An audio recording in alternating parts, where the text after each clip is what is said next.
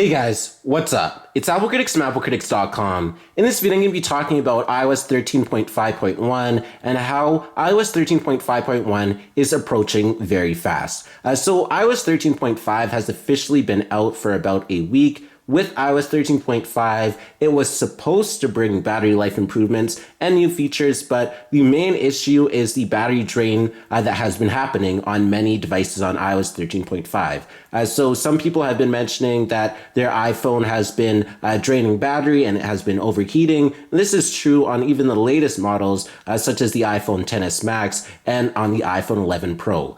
So in this video, that's basically what I'm going to be talking about.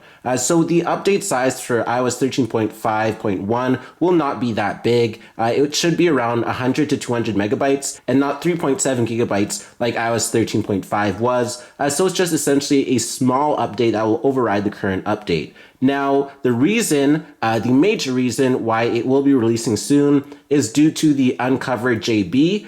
So that Uncovered JB worked from iOS 11 to iOS 13.5. And so with that Uncovered JB, what happens now is that users can use it on iOS 13.5. So that is the reason why Apple will want to patch it with a small update for iOS 13.5.1. So iOS 14 Beta 1 is right around the corner, should be here on the day of WWDC on June 22nd. So with that new beta, it'll have third-party apps, a new UI, and a lot of new features. So that's basically why Apple wants to patch iOS 13.5. Apple is really not happy about this JB, so that's why it will be patched, and there will be no ability to upgrade or downgrade.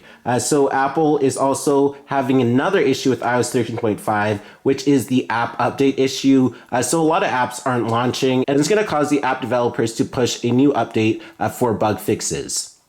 So if we go into the App Store and then App Update, you're going to see that there will be a lot of new updates that will be present after updating to iOS 13.5. So there's actually an app update issue that a lot of apps are just crashing after updating to iOS 13.5. So there's just going to be a lot of bug fixes and improvements, and make sure that you go ahead and update all your apps once you get on iOS 13.5. So Apple also aims to make the battery life better for iOS 13.5.1, and there should be a beta release followed by a public beta release, and then we should get our hands on iOS 13.5, and then we'll have iOS 14 around the corner. So we do have some exciting times around for Apple, especially on the software side, with iOS 14 right on its way. So tell me what you think about iOS 13.5 in regards to your experience with the battery life on your particular device, and also your overall apps on your device if you're having to update a lot of apps as well. So be sure to comment that down below. So thanks for watching this video. Please be sure to subscribe to this video.